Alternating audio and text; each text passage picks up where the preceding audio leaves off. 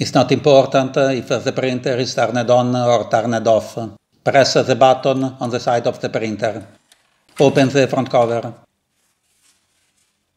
Pull the toner cartridge out. Remove the new toner cartridge from its bag.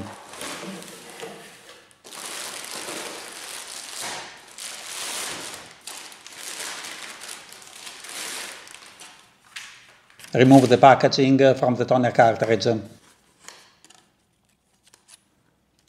The original cartridge does not have the seal, but a compatible cartridge could have a seal. Shake side to side the cartridge 5 or 6 times to distribute the toner evenly inside the cartridge.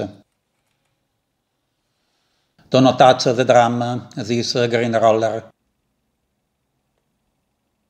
Holding the toner cartridge by the handle, slowly insert it inside the machine.